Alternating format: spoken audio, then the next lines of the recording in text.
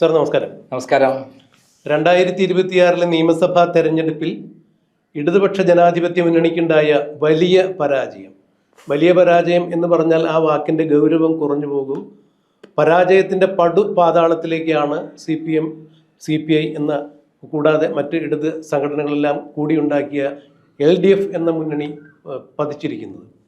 രണ്ടാം പിണറായി വിജയൻ സർക്കാരിൻ്റെ കാലത്ത് 99 സീറ്റ് നേടി ഭരണം കരസ്ഥമാക്കിയ പിണറായി വിജയൻ 3.0 ആവർത്തിച്ച് ഭരണത്തിലേക്ക് തിരിച്ചെത്തും എന്ന് പ്രതീക്ഷിച്ചിരുന്ന അവസരത്തിലാണ് UDF 102 സീറ്റിൻ്റെ മിന്നുന്ന വിജയത്തോടു കൂടി അധികാരം പിടിക്കുന്നു. ഇടതുപക്ഷം കേവലം 35 സീറ്റിലേക്ക് ഒതുങ്ങുന്ന കാഴ്ചയാണ് കണ്ടത്. ഇവിടെ ഇപ്പോൾ അതിനുശേഷം പ്രതിപക്ഷ നേതാവായി പിണറായി വിജയൻ വരുന്നു, മുഖ്യമന്ത്രിയായി VD സതീശൻ വരുന്നു. എന്നാൽ സർക്കാർ രൂപീകരിച്ച് 100 ദിവസം പിന്നിടുന്ന ഈ ഒരു സാഹചര്യത്തിൽ പോലും ഇടതുപക്ഷ ജനാധിപത്യ മുന്നണിക്ക് അകത്ത് ഒരു യോജിപ്പിലേക്ക് എത്തിച്ചേരാൻ അവർക്ക് സാധിക്കുന്നില്ല. അതിൽ നിരവധി വിഷയങ്ങളുണ്ട്. പ്രധാനമായും നേരത്തെ എടുത്ത നിലപാടുകളിൽ നിന്നുള്ള പിന്നോക്കം പോക്ക് തന്നെയാണ് CPI ചൊടിപ്പിച്ചിരിക്കുന്നത്. PM ശ്രീ പോലുള്ള നിർണായകമായ പദ്ധതികളിൽ ഒപ്പിടുന്നതിന് മുൻപ് അന്ന് CPIയോട് യാതൊരു തരത്തിലുള്ള അഭിപ്രായം ചോദിച്ചിരുന്നില്ല എന്നുള്ള വിഷയങ്ങളെല്ലാം അന്നേ മുതൽ CPI പുലർത്തുന്നുണ്ട്. അതിപ്പോഴും നിലവിലുണ്ട്. ഇപ്പോൾ പ്രതിപക്ഷ ഉപനേതൃസ്ഥാനത്തെ ചൊല്ലി വീണ്ടും തർക്കമാകുന്നു. സാർ ഉൾപ്പെടെയുള്ള മുതിർന്ന മാധ്യമപ്രവർത്തകരും രാഷ്ട്രീയ നിരീക്ഷകരും അഭിപ്രായപ്പെടുന്നത് പോലെ ആസന്നമായ ഭാവിയിൽ ഇടതുപക്ഷ ജനാധിപത്യ മുന്നണിയിൽ ഒരു പൊട്ടിത്തെറി ഉണ്ടാകും, ഒരു പിളർപ്പുണ്ടാകും. CPI ഇടതുപക്ഷം വിട്ട് പുറത്തേക്ക് പോകും എന്നാണ് വിവക്ഷിക്കുന്നത്. അങ്ങനെയെങ്കിൽ KK രമ എന്ന നിലവിലെ MLA-യുടെ RMP എന്ന പാർട്ടി ഇക്കുറി നിയമസഭാ തെരഞ്ഞെടുപ്പിൽ CPM-ൽ നിന്നും വിമത സ്ഥാനാർത്ഥികളായി CPM-നെതിരെ മത്സരിച്ച പയ്യന്നൂരിൽ, കണ്ണൂരിൽ CPM-ന്റെ ചെങ്കോട്ട എന്ന് വിശേഷിപ്പിക്കപ്പെടുന്ന പയ്യന്നൂരിൽ V കുഞ്ഞികൃഷ്ണൻ പാർട്ടിയെ മലർത്തിയടിച്ച് ഗംഭീര വിജയം നേടി. ഇതുപോലെ തളിപ്പറമ്പിൽ TK ഗോവിന്ദൻ, അതുപോലെ അമ്പലപ്പുഴയിൽ G സുധാകരൻ, ഇവരെല്ലാവരും CPM-ൽ ചുരുങ്ങിയത് 50-60 വർഷത്തെ പ്രവർത്തന പാരമ്പര്യമുള്ള ആളുകളാണ്, RSPയിലെ ചില ആളുകൾ. ഇപ്പോൾ CPI ഇടതുപക്ഷം വിട്ടു പുറത്തു പോകുന്ന സാഹചര്യത്തിൽ സമാനമായ ചിന്താഗതിയുള്ള ഇടതു കക്ഷികളെല്ലാം ചേർന്ന് ഇപ്പോൾ RNPയിലെ രമയും അതുപോലെ G സുധാകരനും TK ഗോവിന്ദനും V കുഞ്ഞികൃഷ്ണനും അടക്കമുള്ള ഒരു വലിയ നിര രൂപീകരിച്ച് CPM-ന് ബദലായി ഒരു യഥാർത്ഥ കമ്മ്യൂണിസ്റ്റ് ഐക്യശക്തി രൂപപ്പെടുകയാണെങ്കിൽ നിലവിലുള്ള CPM-ൽ നിന്നും CPI-യിൽ നിന്നും അല്ലെങ്കിൽ മറ്റുള്ള കമ്മ്യൂണിസ്റ്റ് മനസ്ഥിതിയുള്ള ഒരുപാട് ആളുകൾ ഇതിലേക്ക് ഒഴുകിയെത്താൻ സാധ്യതയുണ്ട്. അങ്ങനെയെങ്കിൽ അത് CPM-ന് വലിയൊരു രാഷ്ട്രീയ പ്രതിസന്ധി തീർക്കില്ലേ, വലിയൊരു തിരിച്ചടി ആയിരിക്കില്ലേ? അതിൻ്റെ ഒരു സാധ്യത എങ്ങനെയാണ് മുതിർന്ന ഒരു രാഷ്ട്രീയ നിരീക്ഷകൻ, മാധ്യമപ്രവർത്തകൻ എന്ന രീതിയിൽ നന്ദകുമാർ സാർ നോക്കിക്കാണുന്നത്?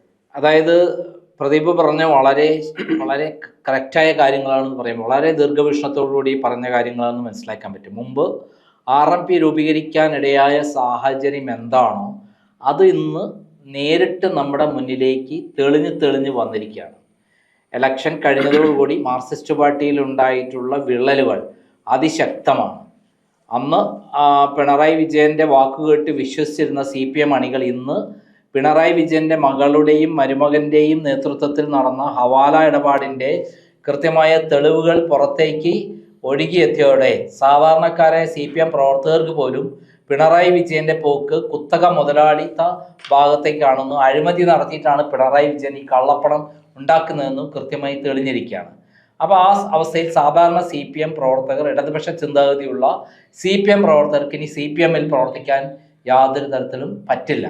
അത്തരം സന്ദർഭത്തിലാണ് നേരത്തെ തന്നെ ഇത്തരം കാര്യങ്ങൾ തിരിച്ചറിഞ്ഞുകൊണ്ട് പോരാട്ടം നടത്തിയ TP ചന്ദ്രശേഖരൻ്റെ ഭാര്യ KK രമയും അതേപോലെ ഈ അടുത്ത കാലത്ത് ഇലക്ഷന് മുന്നാടിയായിട്ട് പയ്യന്നൂരിലും തളിപ്പറമ്പും കേന്ദ്രീകരിച്ച് നടത്തിയ പോരാട്ടങ്ങളുടെ ഫലമായിട്ട് പുറത്തു വന്ന TK ഗോവിന്ദനും അതേപോലെ P കുഞ്ഞികൃഷ്ണൻ, പയ്യന്നൂരിൽ നിന്ന് ഇതിഹാസ വിജയം നേടിയ P കുഞ്ഞികൃഷ്ണനും അടക്കമുള്ള ആളുകൾ, അതേപോലെ G സുധാകരൻ അടക്കമുള്ള ആളുകൾ പാർട്ടിക്കുള്ളിൽ തന്നെ വലിയ വിപ്ലവം സൃഷ്ടിച്ചുകൊണ്ടാണ് പുറത്തു വന്നിരിക്കുന്നത്. അവരെന്ത് നിലപാടാണോ എന്ത് കാര്യമാണോ പറഞ്ഞിരിക്കുന്നത് ഇന്ന് അത് ദൃശ്യ മാധ്യമങ്ങളിൽ വലിയ വാർത്തയായി പുറത്തു വന്നിരിക്കുകയാണ്. ആ പുറത്തു വന്നിരിക്കുന്ന വാർത്ത സാധാരണക്കാരായ ആളുകൾക്ക് വിശ്വാസയോഗ്യമായ രീതിയിലാണ് ഇത്തവണ എൻഫോഴ്സ്മെൻറ്റ് പ്രവർത്തിച്ചിട്ടുള്ളത്. ആ എൻഫോഴ്സ്മെൻറ്റ് കൃത്യമായി ആ രേഖകൾ പ്രകാരമാണ് മുഹമ്മദ് റിയാസിനെ ഇഷ്ടപ്പെട്ട സുഹൃത്തുക്കളായ ആളുകൾ, നിഖിൽ തുടങ്ങി CPM-ന്റെ നേതാവായ നിഖിൽ, ക്രൈമിൻ്റെ ഓഫീസ് ആക്രമിച്ച റിയാസിനോട് ഒപ്പം ആക്രമിച്ച നിഖിൽ, അതേപോലെ മറ്റു സുഹൃത്തുക്കൾ ഒരു വഴി വിദേശത്തേക്ക് പണം ഹവാല വഴി അയക്കുകയും 20 കോടി രൂപയോളം അവരുടെ ഇടപാടിൽ ഉണ്ടായിട്ടുണ്ടെന്ന് കണ്ടെത്തുകയും 20 കോടി രൂപയുടെ അക്കൗണ്ട് മരവിപ്പിക്കുകയും ചെയ്തിട്ടുള്ളത്.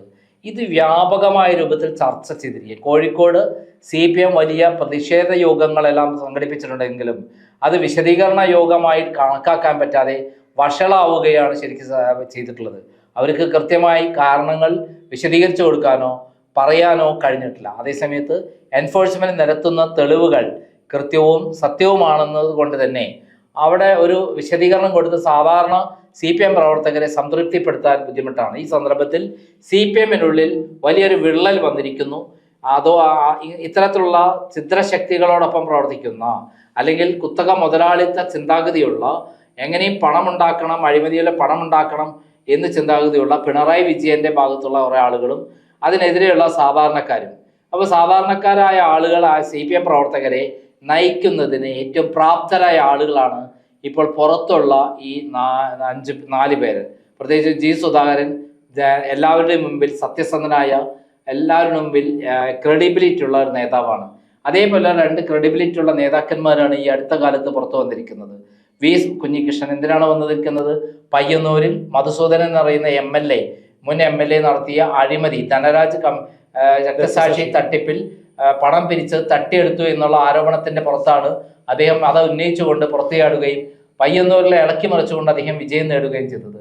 ഇതേപോലെ തന്നെയാണ് TK ഗോവിന്ദൻ. MV ഗോവിന്ദന്റെ നാട്ടിൽ അദ്ദേഹത്തിന്റെ ഭാര്യയെ തന്നെ സ്ഥാനാർത്ഥിയാക്കി കുടുംബ വാഴ്ചയ്ക്ക് ഒരുങ്ങിയ സമയത്താണ് അദ്ദേഹവും അതിനെതിരെ പോരാടിക്കൊണ്ട് രംഗത്ത് വന്നത്.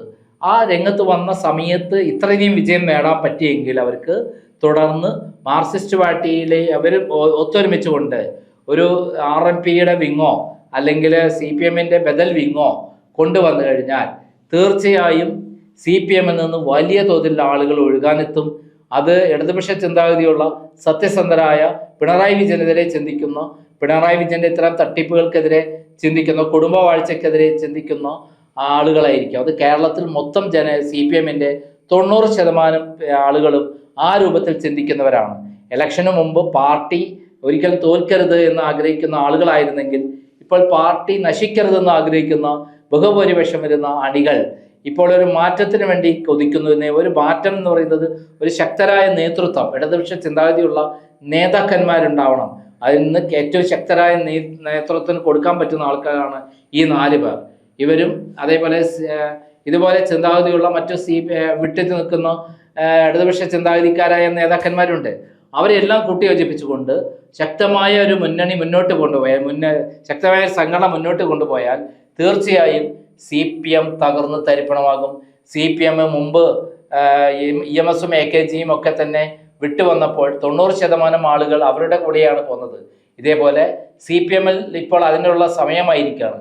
അങ്ങനെയുള്ള ആളുകൾ ഒറ്റക്കെട്ടായി ഈ ഘട്ടത്തിൽ ഒറ്റക്കെട്ടായി ഇവരെ കൂടെ വരാനുള്ള സാധ്യതയാണ് കാണുന്നത്. CPM 0 ആവാനുള്ള സാധ്യതയാണ് കാണുന്നത്. കാരണം പിണറായി വിജയന്റെയും മകളുടെയും മരുമോന്റെയും അതുപോലെ MV ഗോവിന്ദനെയും ഒക്കെ ഇത്തരത്തിലുള്ള അഴിമതി കഥകൾ കേട്ട് മടുത്തിരിക്കുകയാണ് ഇവർ. ഇനി ഇലക്ഷൻ അടുത്തൊന്നും ഇല്ലാത്തത് കൊണ്ട് ഈ CPM-ന്റെ അണികൾക്ക് വേറെ ബാധ്യതകളൊന്നും വരുന്നില്ല. അവർക്കൊരു മാറ്റം, ഒരു നിലപാടുള്ള മാറ്റം ആവശ്യമാണ്. അതിനു വേണ്ടിയിട്ടാണ് അവർ കാത്തിരിക്കുന്നത്. അത് ഇവർ ഒരു മാറ്റത്തിന് വേണ്ടി മുൻകൈ എടുത്ത് നേതൃത്വത്തിലേക്ക് വരികയാണെങ്കിൽ അത് കേരളത്തിൽ വലിയ ഒരു മാറ്റം തന്നെ സംഭവിക്കും. CPM-ന് പകരം പുതിയ സംഘടന, അല്ല RMP ആണെങ്കിൽ RMP, അത് വലിയൊരു വിജയമായി മാറാൻ സാധ്യത മുന്നിൽ വന്ന് നിൽക്കുകയാണ്.